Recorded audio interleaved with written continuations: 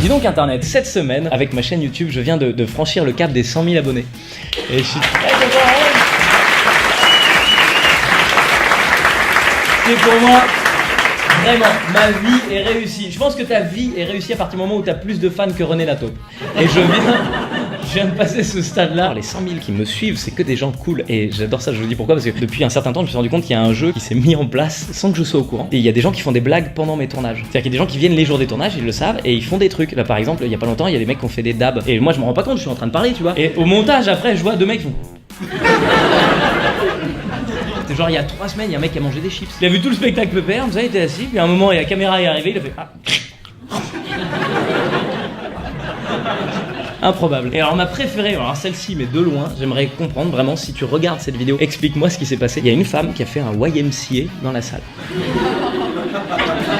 Vraiment, j'aimerais comprendre. Non, c'est une fille qui s'est trompée. Elle a acheté son billet pour Village People et est arrivée, elle a fait ah merde, c'est pas le bon. Oh. Elle était dégoûtée, elle fait, tu sais quoi, je me suis fait chier à prendre la Corée, je la fais quand même. Alors...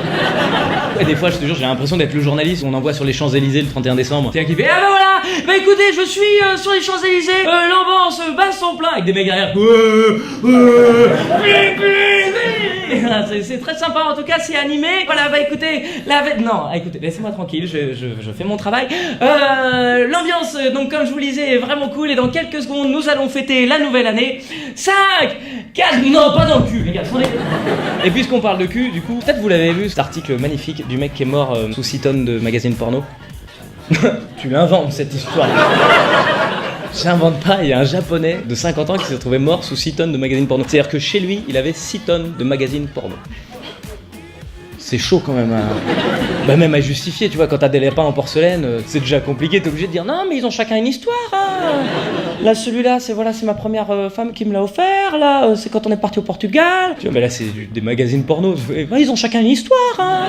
Là c'est quand je me suis branlé, là c'est quand je me suis branlé, là c'est... Quand je me suis branlé... Moi par exemple, je sais pas comment dire ça joliment, donc je le dis comme ça. J'ai déjà lu quelques magazines pendant mon adolescence et... Franchement, même 1 tonne, c'est bien. Tu vois, je veux dire, une fois que t'as fini la tonne, si tu reprends depuis le début, t'as déjà oublié l'histoire, tu vois. Je sais pas si vous savez combien pèse un magazine. J'ai fait des recherches, mon pote. Je me suis retrouvé avec mon truc pour poser à la maison avec un magazine comme ça. Mais qu'est-ce que tu fous? C'est pour un sketch. J'ai pesé un magazine, mon pote. Ça fait 350 grammes. Et donc j'ai calculé, ça fait 18 000 magazines. Qu'est-ce que t'as pas compris? C'est quoi? Il y a des jeux à la fin? Il lisait son horoscope? Ou peut-être c'est un test de personnalité? Mais dans ce cas-là, les gars, j'ai pas besoin de test de personnalité. À partir du moment où t'as 18 000 magazines porno chez toi, je pense, t'es un psychopathe. Point. 6 tonnes de magazines. C'est énorme. Je savais même pas que le sol tiendrait, moi. Il y a un moment, ça craque, non? C'est avec le bonheur du sou qui est en train de bouffer, puis d'un coup... Merci. Et Internet, merci d'avoir regardé cette vidéo jusqu'au bout. Rendez-vous tous les samedis à 11h sur YouTube. Et les vendredis soirs, après mon spectacle, c'est là qu'on tourne. Merci, Franco.